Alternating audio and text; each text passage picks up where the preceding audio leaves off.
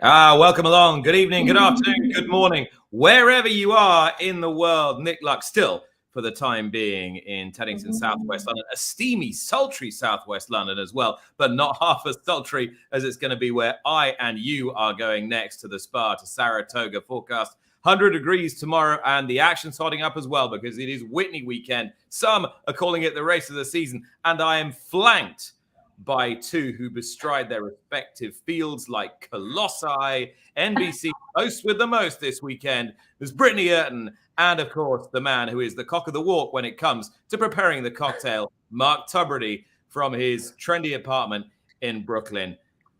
Britt, Mark, good to see you. Nick, you've outdone yourself. That was quite the open. That was, you can tell that he got all the rest on vacation. That was as smooth as can be. And yet you can see the heat that you're coming to. I'm a visual representation of what you're about to experience. You can see my flushed cheeks. Get ready for all of it. It's steamy here. It's that bad? Yeah. Dorian Dickinson's on. Of course he is. Of course you are. Dorian Dickinson says only 93 days until Breeders' Cup 2022. The countdown is well and truly on. I love it. I mean, we really are in the meat of it. You mentioned it, probably the race of the season coming up. We have those Breeders' Cup Classic rankings, right? We have 3 of the top 6 horses within those Breeders' Cup Classic rankings, all facing off in the Whitney. A win and you're in for the Breeders' Cup Classic. Last weekend, we had some great races. I don't know if anyone caught it, but the grade 1 being Crosby, which is a win and you're in for the Breeders' Cup Sprint, went to American Theorem, and George Papapadromo could not be more excited. He was running down to get his photo taken. It was his first grade 1. I loved the enthusiasm. We are just like rolling in terms of on our way to the Breeders' Cup. And it could be that we've got a field as big as 6 for the Whitney. We're thinking it's probably going to be 5. We were worried it was going to be 4 yesterday, but it needn't matter, Britt, because we've got 3 genuine stars in the race in a horse who went through last season chiseling his way into everybody's heart, Hot Rod Charlie. Olympiad, who's really been the horse of 2022, or one of the horses of 2022. And of course, Life is Good, who, after his Pegasus victory, people were calling the best horse in the world. I mean, that has been challenged by Flightline and others since, but these are really talented racehorses. How's it going to shake down? Oh my goodness. I think it's going to be a very tactical race. It might be a rider's race. Who's going to like Saratoga? I think that's a big question mark too. Mark, these are all names that you're familiar with. That's kind of what's exciting about the race, is the people that have been watching racing in the past couple of years should recognize these names. Yeah, this is a super strong field, and I think we've spoken about this on prior episodes. It's not really the number of contenders we have, it's the quality, and that's what's going to make this so exciting. And I know one of the factors that we have to consider too is the weather as well, because that might change how many horses are running depending on whether or not the turf is wet. Is that right? I mean, Mark has done his research. Yes, if it's a downpour, I think Todd Pletcher might revert to the Jockey Club Gold Cup, which is also a win and you're in for the Breeders' Cup Classic for Life is Good, and then run American Revolution. Nick, can you recall what happened a few years ago when we covered the Whitney? Yeah, I can remember what happened when we covered the Whitney. I was with the Jerry and Randy on the set. You were trying to interview every single human being on the grounds at Saratoga, and there were plenty of them. I mean, what were we supposed to do? We had a delay.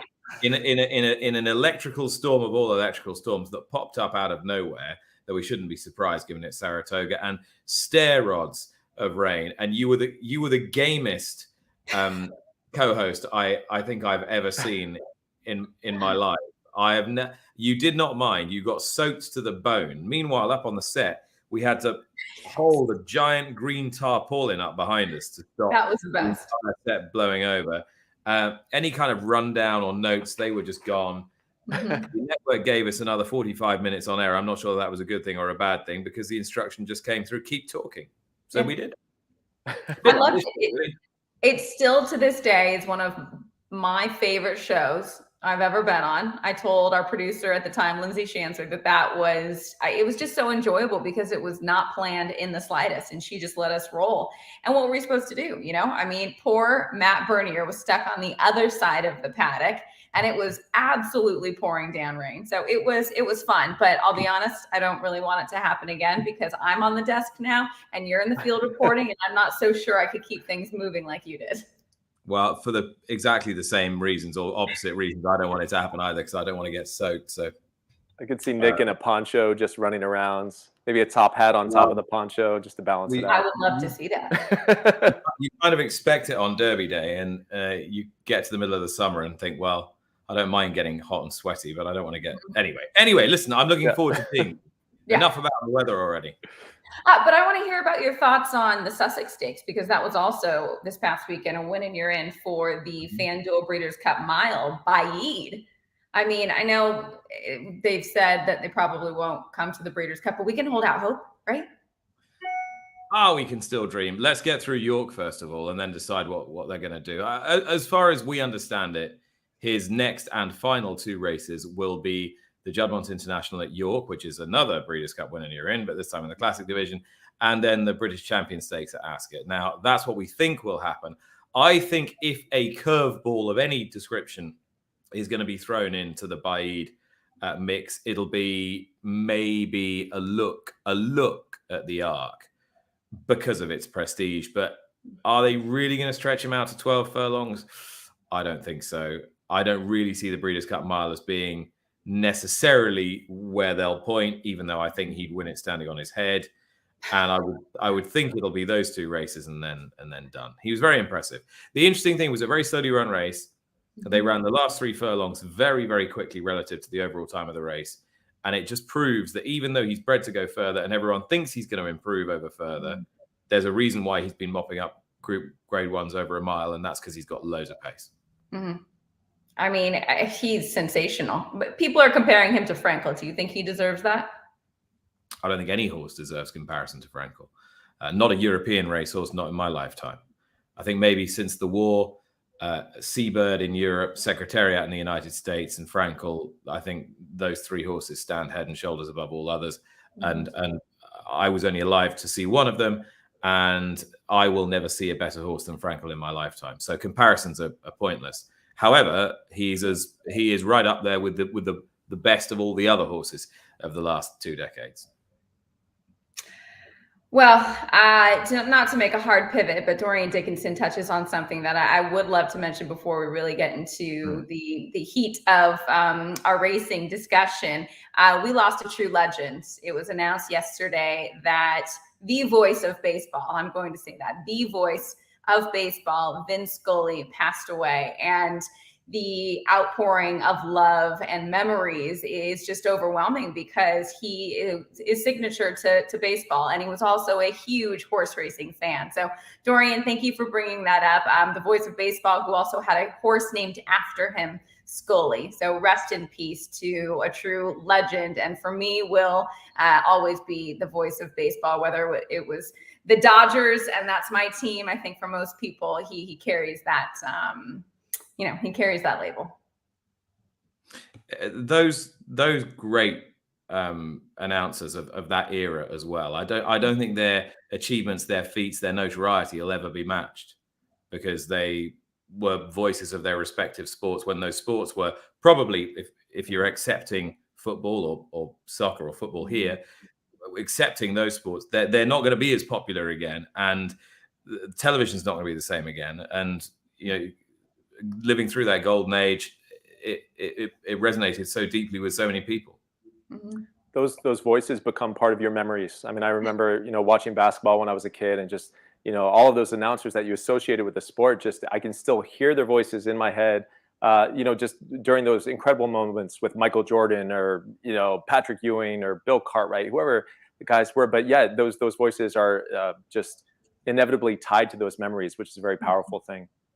And it's similar to track announcers too. You could say the same thing. You remember certain calls from certain track announcers.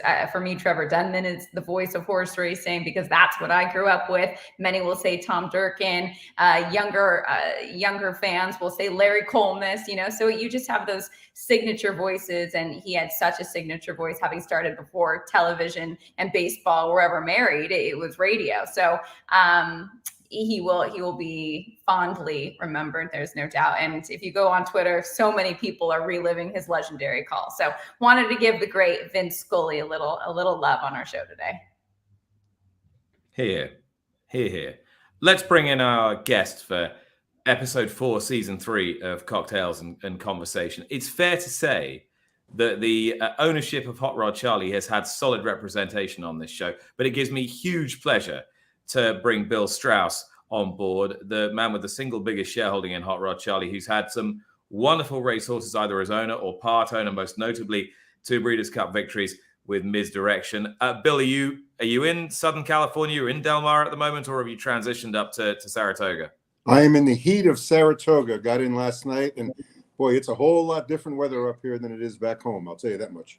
That's definitely why we stay in Southern California. So, Bill, what's the anticipation for you like for this race? We're billing it as one of the best races of the year, but being a part owner of one of those contenders, what's the anticipation like?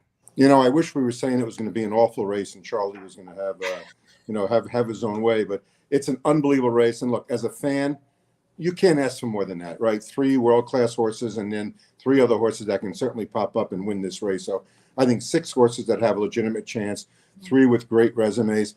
And you know what? I have to be honest with you. Although Charlie runs second more often than he runs first, every time we enter him, we do expect him to win the race. And when he doesn't, we're proud of him. He tries hard. He throws it down. He has a big heart. He's very talented. But it is disappointing when he doesn't beat the big horses and win the race, because we know how much talent he has. We know how big his heart is. And we just hope that this weekend he finally proves it. Not that, he has won his grade 1, but I want to beat at least 1 big horse. In this race, we would have 2 to beat. And I think that would be just a great moment for Charlie and all his connections, the trainer, the guys in the barn, everybody, and all his fans. I mean, he is the people's horse. And it's just, no matter where we go around the world, he's the people's horse. And it's just so much fun to be part of it. Bill, part of the fun of being involved with a horse of this caliber, and one as well that can race in top company so often, which is such a treat for us, is you must have so many conversations with yourself and others about what his ideal scenario is, how you would like to play the dream race in your mind, how you'll know after 100 yards whether it's a going day for him or not quite such a going day for him. What do you think is the key to Hot Rod Charlie? I think it's softening up a little bit of life is good up front. And I think when Charlie does make his move, whether it's around the turn or in the stretch, he has to go right by that horse that's in front. Chances are it will not be him. And we know that he has a lot of talent. But he seems to hang a little bit as well sometimes when he looks a horse eye to eye. So I'd rather almost him not look the horse eye to eye. When the jock makes the move, when Flavian makes the move, rather than coming up to the horse, go right by him. Just keep going. Don't stop. Don't let him look. Don't wait for the right moment. Charlie he seems to be a better horse. He seems to be better at not letting horses pass him than passing horses. It's kind of how I have seen him and read him. And I think we've got to get that lead at some point, and not wait until the last minute to get there. Because once it's the last minute to get towards the wire, he's just head and head and nose, and it's a flip of a coin whether it'll be him or the other guy. He's a defender of the lead, almost. Yeah, I think that's exactly right. You look at the races where he's won, he's really, for the most part, has been in front. Mm-hmm. Might be tough to get the lead, though, and who knows if you want it, because Olympiad could soften up Life is Good, and that might set right up for him. Well before Hot Rod Charlie, before Misdirection, I'm not sure if many people know, but you were the co-founder and CEO of Pro Flowers. You and your brother, Jeffrey Strauss, have the most amazing restaurant called the Pamplemousse in Del Mar that I love to frequent. But before all of that, where are you from, and how did horse racing ever become a part of your life? Well, I'm from the East Coast, born in the Bronx, grew up in New Jersey. And when I think I was a freshman in high school, my English teacher and my homeroom teacher loved the horse races. And he would literally sign us out of school at a homeroom, and he can sign us out for the day. And he would take us to Belmont. And we just had a blast, and he turned us on to it. And we loved the horses. I mean, I got to tell you, at that point, I didn't know that much about horses. It was more about gambling. But as I got older and got more into it, it really became about the animals. They have such great personalities. And it was a sport that I always wanted to get more involved in, just being a fan. And having the restaurant, the Pamplemousse, like you just mentioned, Brittany, we had a lot of horse people come through. And I was very patient, listening to all the people that came in who seemed to be successful. And Alex Solis Jr., that is, seemed to have a great eye. He was getting a lot of wins, didn't spend a lot of money on horses, kind of the model that I like. And so we approached him about maybe doing something with him. And literally the first horse we owned you can't name a horse after your restaurant because my brother would love to plug the restaurant. So we couldn't name the horse the Pamplemousse Grill. So we had to settle for the Pamplemousse. And he was our best, he was our first horse. He was a great horse, never lost around 2 turns. He would have been 1-2 against Pioneer of the Nile probably the day of the Santa Anita Derby, but scratched. And that horse basically gave us all of horse racing in one horse. The highs, the disappointments, the anticipation, all at once. But boy, it got in our blood, and it's been a long ride ever since. He was our first horse, and a couple years into it, we had Turbulent Descent, who won the test out here, which being on the grounds of Saratoga reminded me of that. And that was just a lot of fun. And then, of course, we had Misdirection. So we've had a couple of nice horses through the years. Bill, I think I read, as far as an early introduction to the sport, was it while you were in college that you got an advance from overseeing the kitchen and you placed a bet on a horse in the Derby and you won, right? Yeah. So my roommate, Gary Applebaum, and we were the stewards of the kitchen at the frat. And they weren't supposed to pay us until like the end of the year.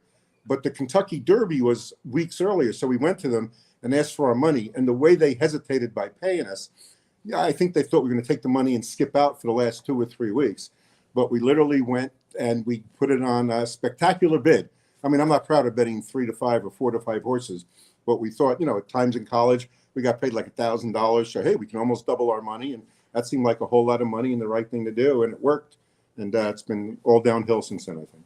All downhill. I love it. But Bill, you're a very successful businessman, and everybody knows that horse racing is a tough industry to actually make money at. So how did you wrap your mind around successful business to investing in horse racing?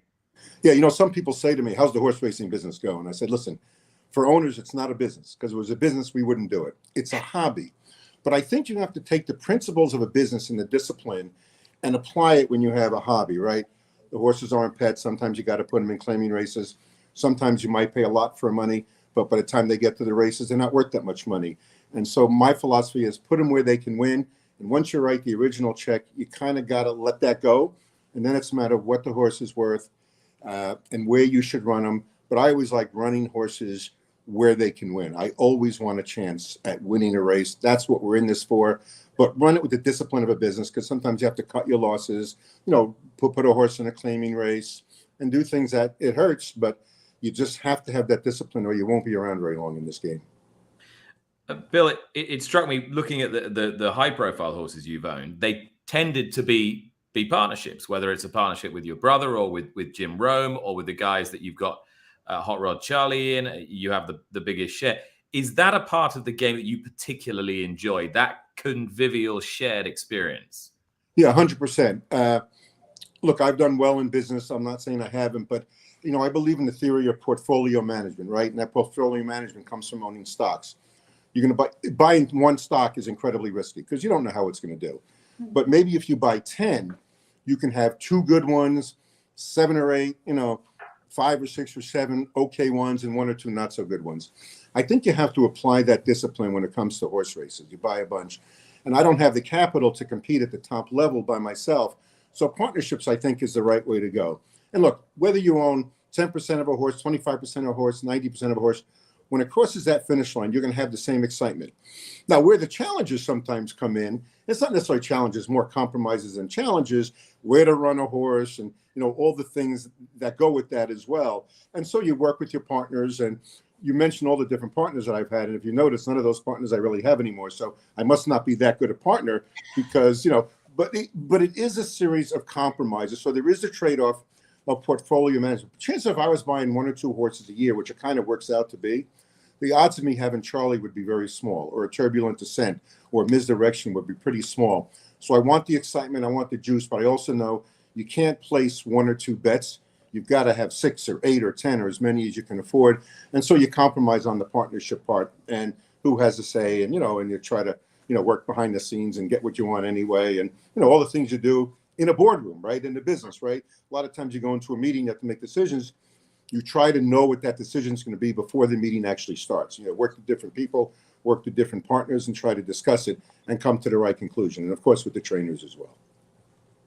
You mentioned, and this is the real highlight for me, and you went viral because of it. I don't want to get to the Louisiana Derby yet, but just the excitement of being in that race and crossing the wire first. Almost, it doesn't matter the level sometimes, because a win is a win, and the thrill of that win is enough to sustain. But it was a second place finish, I think, in the Breeders' Cup Juvenile that really thrust him into the spotlight. You said, we put our horses in a race we think we can win. Did you think you could win the Breeders' Cup Juvenile with Hot Rod Charlie?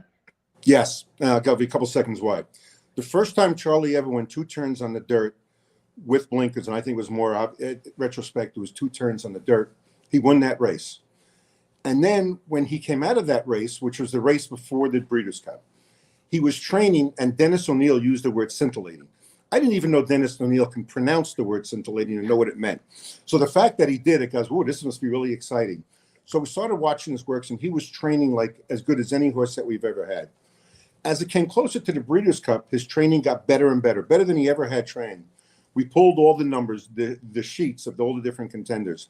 And except for Jackie's Warrior, who was not a proven 2-turn horse, the number we ran to break his maiden, the race before the Breeders' Cup Juvenile, put us in competition with everybody else in that race. And we thought he was, you don't know anything about the race business.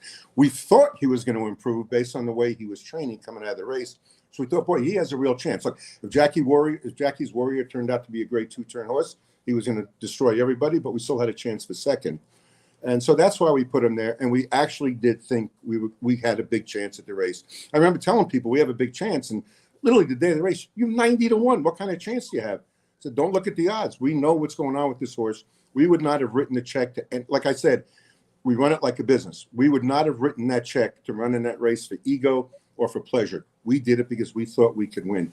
And finishing second really signified for us that we were on the Derby trail. So I think that's where the excitement came. Yeah, it's one thing to have some money on a horse at 90-1. That's pretty exciting to watch him run so good. But it was more the message that is sent to us, which was this horse is really a legitimate Derby contender. All the top 2-year-olds were in that race, and he ran a tremendous race, and we knew we were going to be there. And so I think that's what that was all about. Yeah, I've never been happy to run second. Although I got to admit, in the Dubai Classic, as disappointing as that was, it wasn't bad to put that purse in the bank either. But no. But the only time I've really been happy to run second was truly in that Breeders' Cup race. I mean, we're taking a look at the replay right now, and only owners were on side at Keeneland. This was a very, very unique year, which is why it's great that we're going back this year. But I mean, as he was coming down the stretch, I mean, what were you thinking? We were going to win the race. I mean, I thought that he gave him a great ride. He tucked, he saved ground, he had him up close. And when they turned for home, I thought it was us. And then that horse that kept doing it to us, Essential Quality, did it towards the Breeders' Cup. And then, of course, in the Belmont, when Charlie set those fractions, that I thought I was ready to go home, and I was ready to get in my car halfway through the Belmont and say, there's no chance he's going to be there at the end of that race. I thought that was his best race he ever ran. But as far as the Juvenile, that's really what it signified for us, a legitimate Derby on the trail. Mm-hmm. Yeah. And that is very interesting to me, because I always wonder why in this country, every owner doesn't simply dream of winning the Derby, of wanting to be at the Derby. Why it's slightly lost its place in the national psyche. Far from it in the US. Surely every owner still, and you've just articulated it there, Bill, it's all about that one day. It's all about being on that journey toward the first Saturday in May, even if it actually doesn't pan out terribly well for you when you get there. In your case, it did pan out really quite well. Yeah, we had, like it was mentioned earlier, 2 Breeders' Cup wins. We won the Grade 1 test here. There was nothing like having a 3-year-old colt on the Classic Trail. Everything about it, and it extends into its 4-year-old season, because everybody remembers him from 3-year-old season. But to have the horse, a classic 3-year-old colt, on that trail, there's just nothing like it in this game. And having experienced successful horses before that, it's been great and a great feeling. But once you have one on that Derby trail, it's a different level. It's hard to describe. It is absolutely a different level. All eyes are on you. All ears are listening to what you have to say. The pressure, which more pressure for me, the better. I actually enjoy that. Mm-hmm. But it just ratchets everything up to a different level. Your senses are more heightened. The risks are higher. The rewards higher. Everything about it, and there's nothing like it. It's America's most prestigious race. Yeah, I see, because I see a bit of a thread here. I know you were a successful businessman before Pro Flowers, but your most successful business venture was a flower company where you completely revolutionized the way flowers went from source to people's homes. And it was because you, as I read it, because you had an interest in that subject, and because you wondered why there weren't more flowers around, and why the country wasn't better at it. So yeah, I see Bill Strauss, who I don't know, as an aesthete, and then you've got this wonderful restaurant, Pamplemousse, that serves, prides itself on serving great food. The heightened sensory experience of owning racehorses. It strikes me, Bill, that you seek to find the pleasure and enjoyment in every little thing that you do or are involved with, and are very good at it. Yeah, no, I certainly try to, and I'll tell you the difference between, look, Pro Flowers, Provide Commerce was a great experience for me. I got to ring the bell on Wall Street and open up the day we went public. But I got to tell you something. Having a 20 claimer cross the finish line first, to me, is more exciting than ringing the bell on Wall Street. And even though, with that sense, with the accomplishment that myself and my team did to start a company from scratch, a completely different business model, have deep-pocketed, well-known competitors, and then, to a degree, eat their lunch, was a lot of fun. That we got to go public. But it's nothing like the excitement of a horse winning a race. There's just nothing like that adrenaline. That's why people spend so much money chasing that Derby dream. That was never my goal in the business, because I knew I didn't have the pockets to go after it. But the fact that you're on the trail, that's a dangerous bug to get. It's a dangerous bug. Piggybacking on what Nick said, Bill, I think your brother once said that if you both as kids received model airplanes, he would rip it apart and have kind of half of it sort of assembled in 2 minutes. But you would take your time, and analytically, you would follow the instructions and make sure that it had all the little lights working, all the motors working. To what extent do you think that from a very early age, that analytical, calm, planned mindset factors into your success in all your different businesses, but especially right now in horse racing? I think a lot. I call it either peripheral vision, or having a vision, or a strategic sense of what's our goal, what's the best path to get there. And when we discuss Charlie's future, we do the same thing. We basically take it in 6-month blocks. What's our goal? What's the best way to get there? It's just, whether it's a strength or weakness or whatever it is, I think strategically. I try to think. Some people play chess. I'm only a checkers guy, so I can only see 1 or 2 steps ahead. Whereas there's other people, like I remember one time I heard Bill Gates interviewed. We were almost bought by his company, Microsoft, but that's a whole other story. And I remember he said something to the effect, I can only see 10 years ahead. I'm thinking, 10 years? I'm lucky if I can see 10 days ahead of where the world's going or what's going on. And I think that's what, well, obviously Bill Gates is successful as he is, but I do try to see what steps do we do now? What are the potential unattended consequences? And what's our goal? And what's the best way to get there? That's really how I just see the world. And all my, we're all wired certain ways. That's just one of the ways that I'm wired. Yeah, it's fascinating. I mean, you see some of the most successful owners in the business, and a lot of them do have that business background or that mind, because you do have to look at it from a few different perspectives. Because at the end of the day, horse racing, a lot of it is like moving pieces on a checkerboard or a chess set and into the right place, defensive and offensive. I really, really want people to see that excitement in the moment. Talking about the Louisiana Derby, where the interview with you and Scott Hazelton got thousands of views. And 53. 50. It's got to have more by now. It could be. Has to have more right now. If not, you're going to get a few more right when we show it. I want just the viewers to just see what it means to have a horse on the Derby trail. Oh, wait for it. Did you expect him to go to the lead? Doug had talked to Joel this morning, and Joel said, how do you want me to ride him? I'm thinking about going to the lead. Doug goes, I train him. You're the jock. You do what you think is right. And boy, was he right. That's why that guy is the best in the business. There's nobody better than Joel Rosario. He works his horse every week. He gives us the feedback. He's an athlete. He's a competitor. And he's my guy. He's my guy. And we're going to Kentucky. You've had success in this game, but where does this rank? Why are you so pumped up right now? It's the first time I'm going to Kentucky, the first Saturday in May, with a horse. I've won 2 Breeders' Cup, 7 Grade 1s, but the Kentucky Derby is what it's all about, and we're on our way to Kentucky. There's nothing like it. Having been there for the first time, it's unbelievable. This is what you get in the game for. To go to Kentucky the first Saturday in May. We're on our way. How are you going to stay on the ground for the next 6 weeks? Why would I stay on the ground? I'm going to float the whole time until the first Saturday in May. All I know is I got to get my hotel reservations in. But I'm just so excited. Doug, O'Neill, Dennis O'Neill, Joel, all the partners. This is unbelievable. It's unbelievable. Enjoy it. Thank you. I think I will. Thanks, guys. Awesome. Oh, and the ride, you didn't end there. I mean, are you still floating? Still floating. Charlie?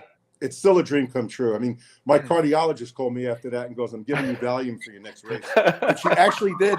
She actually did prescribe it. I never picked it up, but it was actually. Yeah, I'm still floating. Just to have a horse like this. I mean, Dubai this year, we went there twice. What a great experience. Being here at Saratoga, and classic racetrack of the country. It's just a great, great ride. 54.9 thousand views. I actually called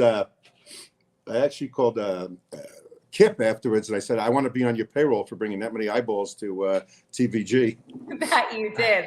Kip Leviners, head of TVG. Yeah, I mean the amount of views, and even Scott loved it. You could just sense the enthusiasm in his voice and your voice. It's just a really, really great video that truly captures the moment and what winning in this game means, right? I mean, Nick, there's nothing like it.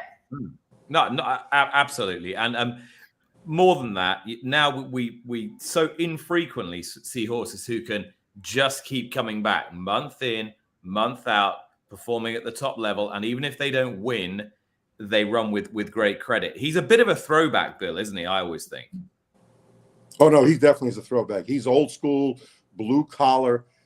He was going up on his 2 legs today. He was feeling so good coming off the track. It was a bit scary, but yeah, he's really feeling good. His coat looks good.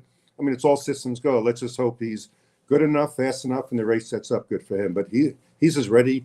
These guys, the O'Neill barn and Leandro and Eddie and those guys, they have him as ready as he can possibly be. And that's what you need, obviously, in a Grade 1 event. It's supposed to be tough. He does have his Grade 1 victory. You mentioned that, the Pennsylvania Derby. But how much do you want a crowning moment for Hot Rod Charlie? I can't think of anything in my life at this point that I want more than that right now. He deserves it. I think we as the partners deserve it. I think we all deserve it. It would be such a great moment if he could take down this race and beat those horses in this field. I mean, it would just be a great, great moment. I mean, we can't go back and win the Derby anymore.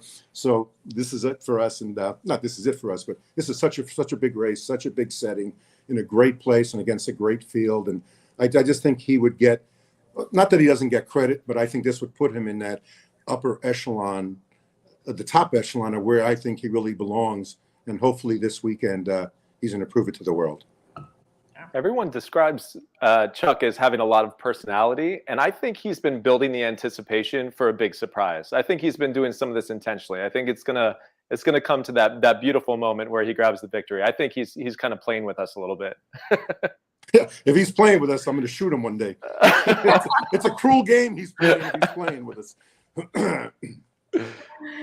He's all heart. He really is, and that's what makes it so fun. Is he really does show up all the time. I mean, the Whitney is one of the most prestigious races out of the Breeders' Cup Classic. This secures an entry to that race.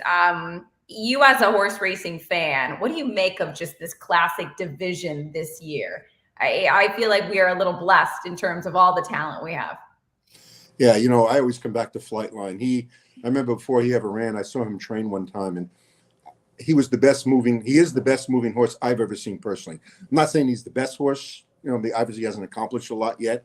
I've never seen a horse move like that. And, I think he proved it to the world in his last race, exactly what he can do, and he can overcome adversity. And I remember talking to Flavian after Charlie ran in the Monmouth race last time, and we were talking about Charlie. I said, okay, done with Charlie. Tell me about Flightline, about the distance. And he said, look, he hasn't done it yet. I really think he wants to go the distance. He really wants this distance. So I'm looking forward for September 3rd to go home and watch that horse run. But so anyway, I'm getting a little off track. I think that, he is the best horse in the division right now. But the horses we're facing, are every bit as good and more accomplished than he is right now. They're fast. They've been there before. They're grade 1 winners, every one of them. What horse is doing better than Olympiad in the country right now, or has gotten better and better? And I keep hearing from his workouts, every work is better than the previous one. Coming out of working from the previous race, looks like he's coming up to a bigger and bigger race. And Life is Good was highly regarded before the first time he ran. Lowry Comas gave him the call to wire. Life is very, very, because we all anticipated what we saw that day. So these are really, really good horses.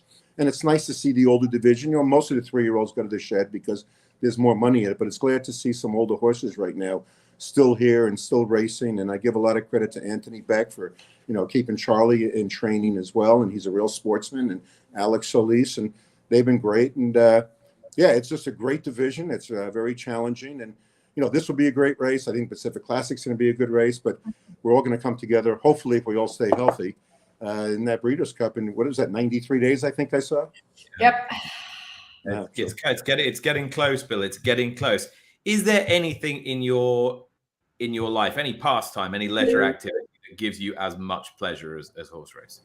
Look, if you don't say the birth of your kids and your marriage, you might as well not go home at the end of the day, right? So, except for those, there's nothing like the adrenaline rush that you get from the horse race, right? There are other more important life moments, but it's almost indescribable to talk about, the excitement and the adrenaline and of winning these big horse races and being at the top level. Look, we're all competitors at different levels. I enjoy competing, whether it's business. I don't have any athletic ability to compete at that level. This is the closest that I'll ever get to being, a competitor at a very, very top level. So being able to perform at that level and show that you belong, or the horse that you're associated with belong. It sounds like it's about me. It's really, the horse and Doug and the team getting them there. But, being the owner, you are part of it. And it's just a great ride. And there's just nothing as exciting, in my opinion, for, the way I'm wired, to having this kind of, I'm an even keel guy. I really am. I'm strategic and I'm even keel. That Louisiana Derby was not like, I'm going to get excited when I go talk. It's not like, who's my audience and how I'm going to, talk. It was just pure raw emotion. And it's a bit embarrassing. It's put me on the radar screen and, I'm knowing a little bit more, but it was a bit embarrassing, I have to admit, after the fact, when I watched it. That was, I think, the second time I watched it, because the first time I was like, that's not me. What is that? And I just haven't watched it since. So anyway. And I have a similar reaction to watching a race, so I understand. Well, it did strike me that all these people you've partnered up with, it's not a bunch of shrinking violets, is it? You've had to take a back seat for quite a lot of this ride. Jim Rome first up, and the boat racing guys, they're not in the background. I'll tell you, after the Louisiana Derby, like you said, it was only owners. So myself and the 5 guys and a couple of family members went out for dinner, and I sat with the 5, young kids. Boy, I wish I was that age again. But anyway, I was sitting with them and I said, listen, the Kentucky Derby always has human interest stories. The human interest story is not going to be about me. It's going to be about you. You should not think about me or the other partners in terms of us getting the credit. This is bigger than me. It's bigger than this horse. It's going to really help the industry with you guys exposing so many younger people to it. You take the ride.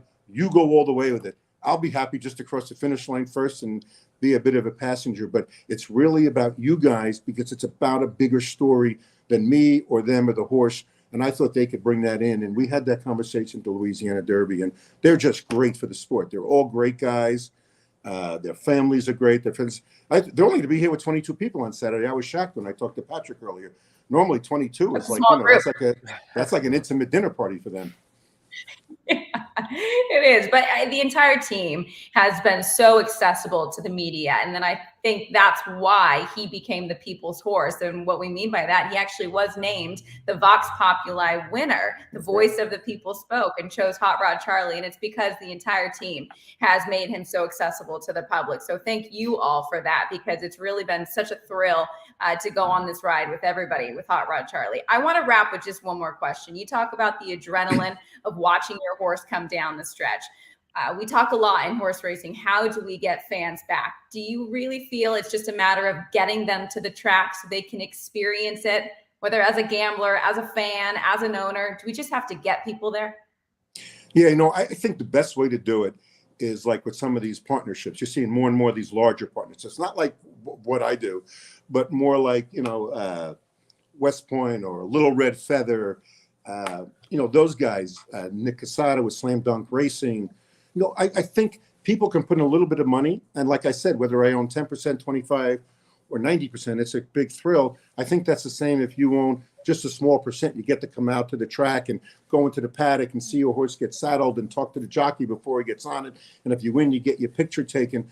I think that's the best way to do it. These micro share, not those big micro shares, although that seems to be working really well as well. But I think the more intimate experience is more like, again, the Billy Koch and the Little Red Feather stuff that gets people in. It's a much more intimate experience.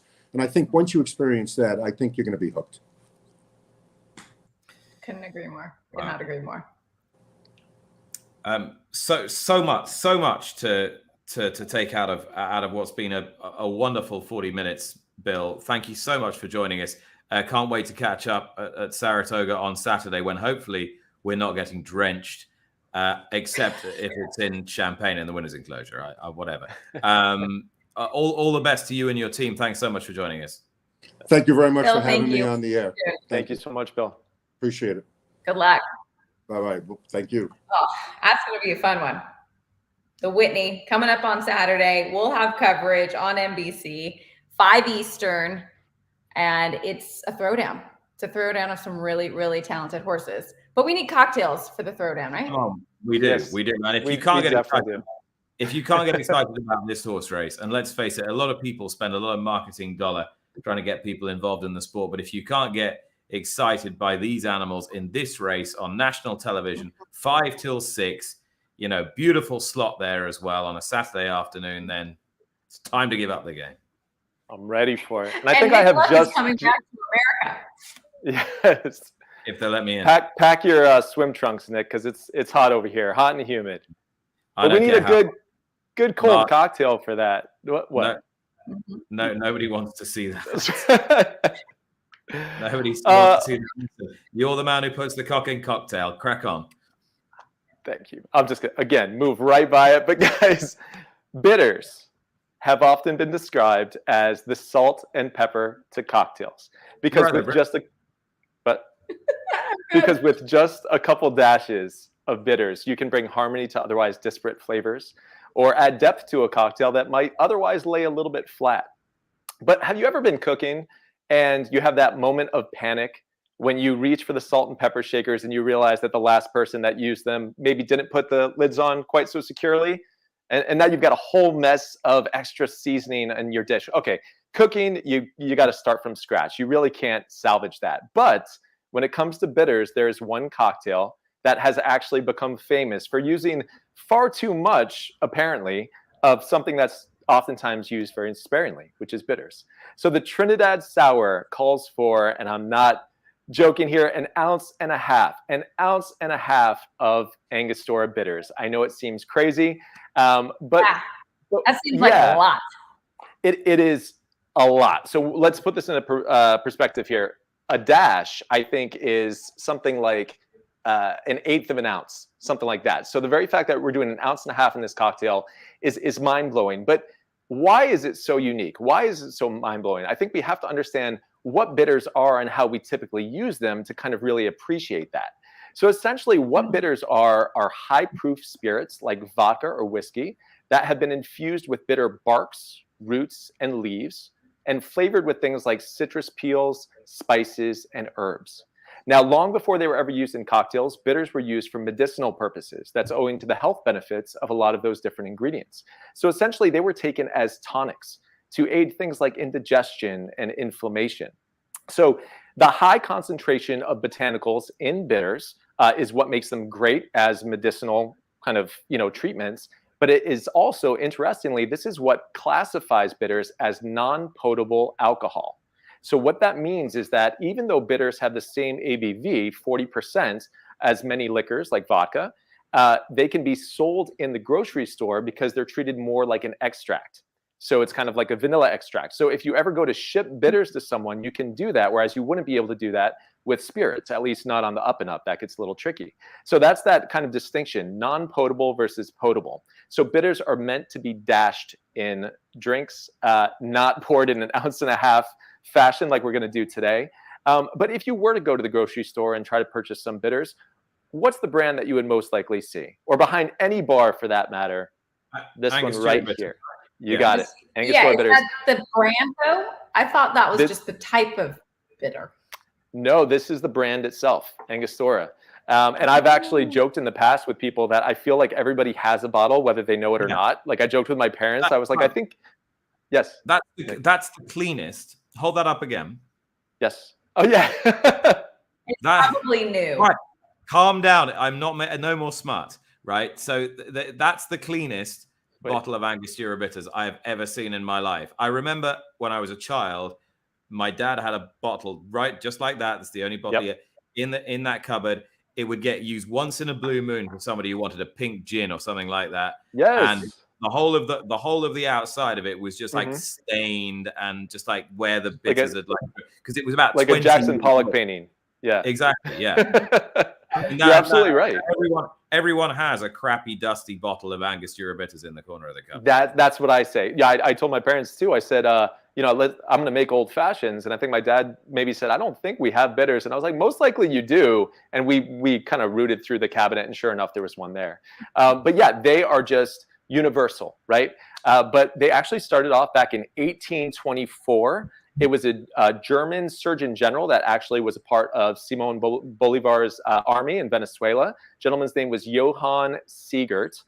And essentially he created this bottle of bitters. He was based in Angostura, was the name of the town. Actually, it later became Ciudad Bolivar, but it was named Angostura, so that's where the name comes from. He created this tonic. Again, it was meant to be medicine, and it became quite popular. So when he passed away in 1870, he passed the company down onto his 3 sons, Jose, Luis, and Alfredo. Now, the 3 brothers decided that they needed to take Angostura up one more level. They wanted to really get it to worldwide recognition. So they decided to enter a competition. I guess a bitters or tonic competition. I don't know. But they decided to enter a competition. And for this competition, they decided they needed a rebranding. So one brother took it upon himself to create a new bottle. And one of the other ones decided to be in charge of the label.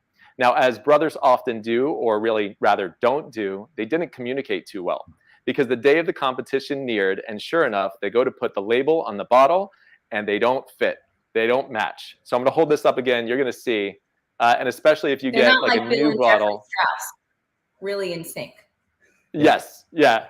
You'll always see that the label is a little too large for the bottle. So what happened was they actually decided to enter the competition regardless because they didn't have time to fix it. And I don't think they won, but one of the judges gave them some great advice, which was hold on to the mismatched label and bottle. It's going to set you apart. It's going to make your brand that much more recognizable. And sure enough, a century and a half later, now behind every single bar in the world and most supermarkets, you have Angostura bitters, the go-to for great bitters. story. Yeah, it's just really fascinating. And this is the only time I will ever say this, but Angostura is going to be the star of our cocktail today. A really, really unique drink, the Trinidad Sour. So let's go ahead and make this super wacky drink because there's no other word for it. That's the best story you've ever told.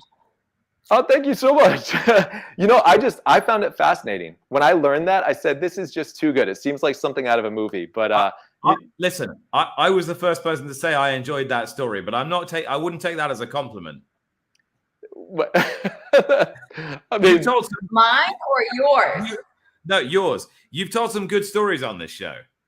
Yeah. Yeah, I found that interesting. Really interesting.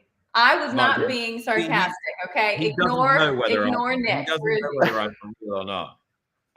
Well, I appreciate it either way. I know you guys enjoyed the story as much as I enjoyed telling it. I just thought it was fascinating that there's so many interesting little tidbits behind cocktails. And that's what really keeps us fascinated. Beyond just the drinks themselves, there's the stories, there's the history, there's the science.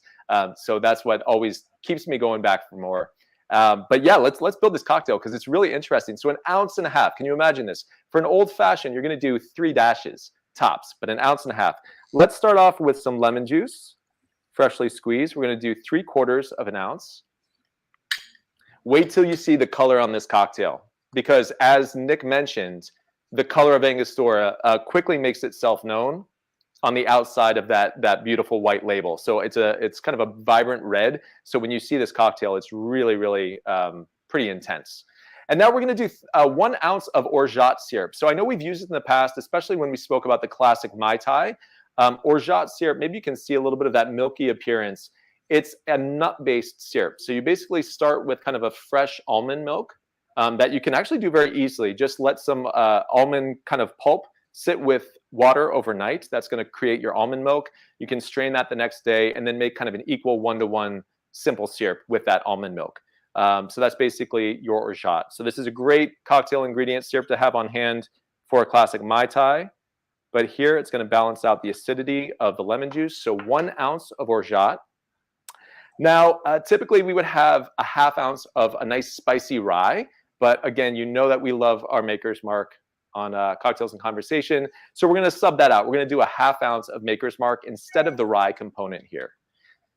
So what's really interesting is if you think about this, this is almost like a regular kind of sour, but we're doing a split base between whiskey and, as crazy as it is, Angostura bitters. All right, you ready for this? That's wild. I've never heard of this is, you know, sometimes it's a little tough. We've done so many cocktails in so many different episodes. I'm trying to think of ways to keep it fresh. And I don't know how I never thought of this one before, but it dawned on me earlier this week. I said, we have to do the Trinidad Sour. So here's the trick. So like I mentioned, this is not meant to be poured. This is meant to be dashed. So you can see there's a dasher top on here, but have no fear. That does come off. It was probably never intended to come off, but it's going to come off. And we are going to do 1.5 ounces. I actually was thinking how annoying it was going to be to have to just dash it out for 1.5 ounces. Yep. So that was 1.5 ounces of Angostura bitters. Wait till you see the color on this. I'm going to go ahead and shake this up. Should I mute or not mute? I feel like that was met with a mixed response last time. Should we hear the sound? I don't like Don't mute. Don't mute. I like the noise. I'll be right back. Okay. All right. He's gone. Mark, it's just you and me. All right. Party time. The way it should be. All right. I'm going to shake this up. Here's our Trinidad Sour. Come on. Here we go. NBC this Saturday, 5 Eastern, Brittany at the Whitney. Oh my goodness. Brittany Wait till you see the color on this, guys. All right, got this here. We are going to fine strain this cocktail just to remove any little bits. What type of glass?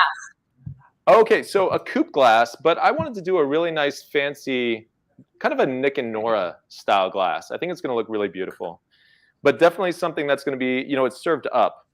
So look at this color. It's thick too. Wow. And yeah, I mean, it's like viscous. This is a weird one, but very, very interesting. Let's go ahead and finish it with a citrus peel. So we're going to do a little lemon. Take our Y peeler here. So named because it's shaped like a Y, more or less. And we're going to express that. That's the best way for getting just the peel without too much of the pith. So that's great that you have that. Peel side down. Let's express those oils. Okay. And this is our Trinidad Sour. Can you see this? That is intense. That looks incredible. Very unusual. That looks absolutely delicious. Absolutely delicious. You definitely get the spice and those bitter notes on the back end. Somehow it works. Just like in everything else, I guess in bartending, the rules are meant to be broken. This took a fair amount of work to make. But if you want to keep things easy for yourself, go out or online and see if you can purchase Day Chaser canned cocktails, premium canned cocktails, one of our sponsors for the show here, vodka or tequila based with fresh juices and soda water inside. What flavor do you have? I know there's vodka, cranberry soda, there's a tequila. I've got grapefruit. Tequila and soda grapefruit. Almost like a Paloma. So that's fantastic. I think there's a spicy mango I saw, which I would love to try. But yeah, so if you want to keep things simple, sometimes it's worth getting all crazy with your cocktails. Sometimes if you're out on the beach or just trying to keep things, easy. Day Chaser is a great way to go here. Only 100 calories per serving, so you can absolutely, they're sessionable. You can have a few of them. But mix that in with the Trinidad Sour, and you are ready for the Whitney. Cheers, guys. I love that. Cheers. Cheers. I'll tell you how it tastes. Mm. Oh, it tastes exactly Wow. like a Paloma. Oh, that's awesome. Exactly. So I didn't have the Angosino bitters, etc. So I did have that in my fridge to be able to show off. Oh, but Mark, look over here. It's my bar cart. Oh, look at that. Oh my God. It looks beautiful. I can't see what's on there. What did you kind of christen it with? Well, okay, so I moved into a new place, so I don't really have everything up, and it's not fully decorated because you really need to curate your bar cart, which to me seems silly, and I'm not great at that. Okay, what do I have? I have my Maker's Mark, obviously. Okay. Actually, I have 3 different types of bourbon in different decanters, and I also have a bottle of Patron and a couple of a bottle of champagne and a bottle of wine. So a few different things. That's and I've got the coupe glasses and some wine glasses, and also beautiful. That's awesome. Can I share with you guys real fast a great experience that I had this past week? I actually got to sit down with a Maker's Mark ambassador and work on creating a private select barrel, where they showed us the impact that different staves of wood, so different types of wood, have on the finished bourbon. And it was just one of the coolest experiences I've ever had in this industry.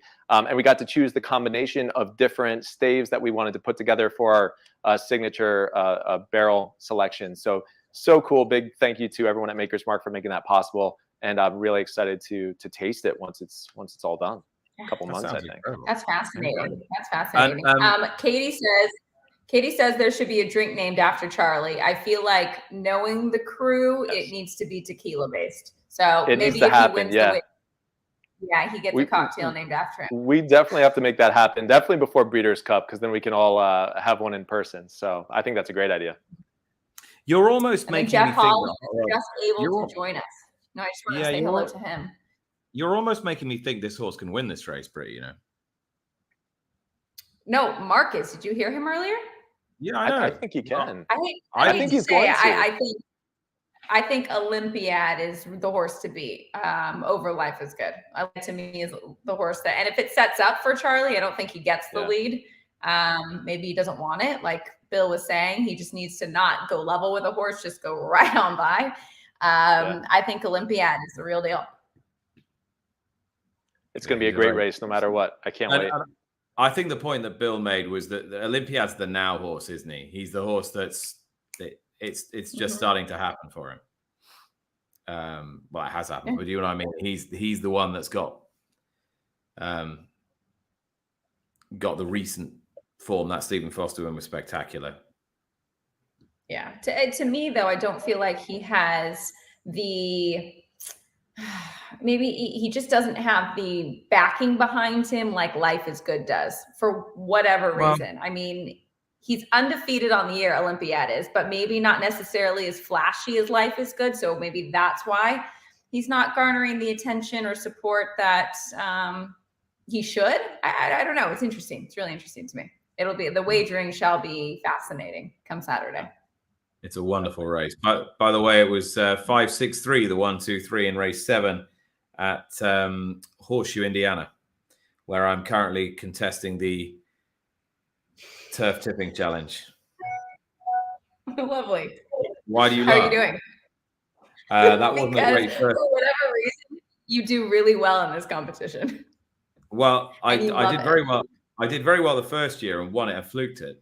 And then last year I came back down to earth. That wasn't a particularly auspicious start, but I think if I'm seeing rightly, the winner I think was I think it said 45 on the board. So I may not be it may be the case that nobody's threatened the scorer tonight. I'm not sure. I have to have a look. I went all in on a 20s shot that ran a very honourable third. Okay, that's something. But Welcome to Cocktails and Conversations. We end the show talking about Horseshoe, Indianapolis.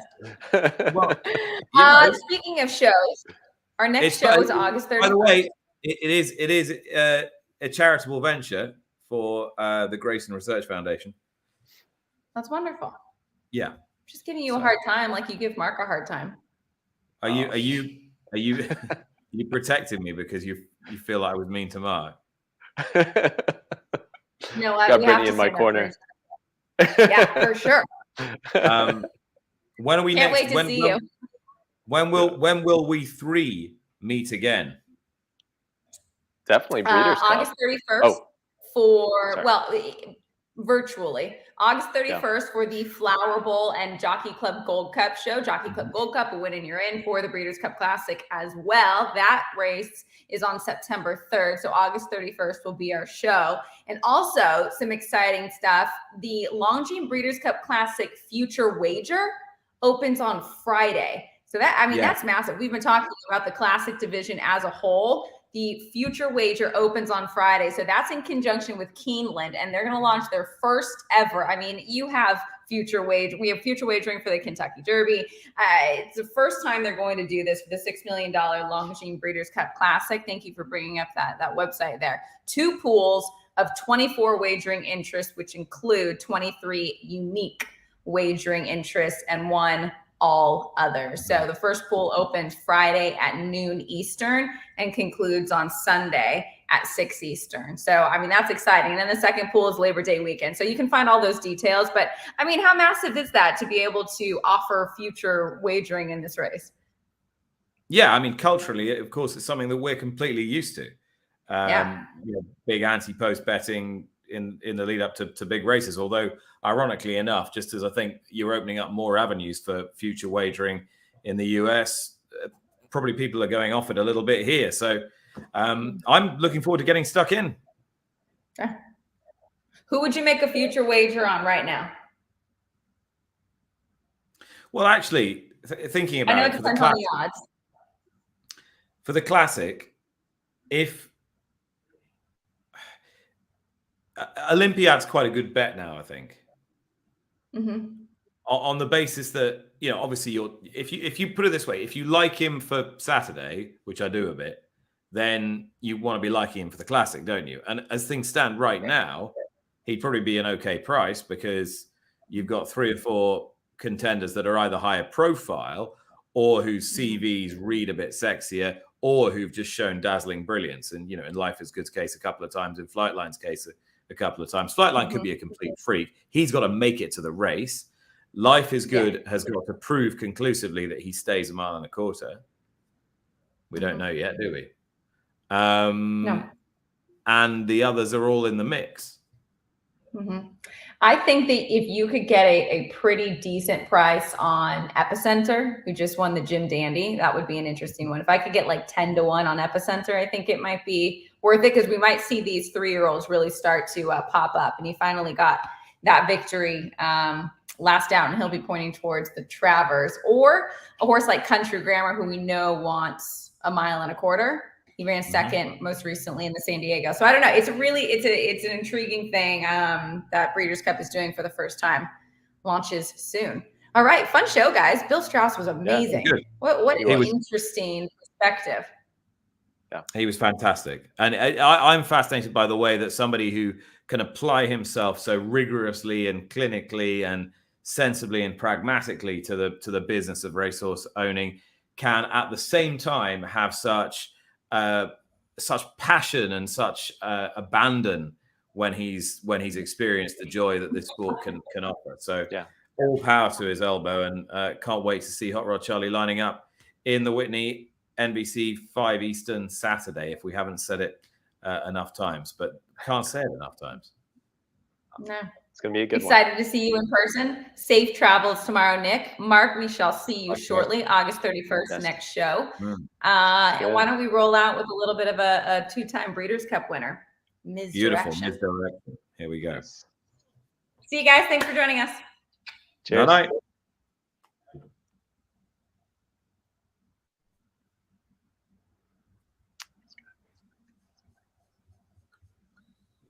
In dimension to the outside. 2 lengths back to Rock Me Baby. Capo Bastoni is next. And then comes Handsome Mike. 1.5 lengths farther back. And they're followed by Havelock, Boat Trip, and Geronimo as they make that right-hand turn. And Renee's got Zip.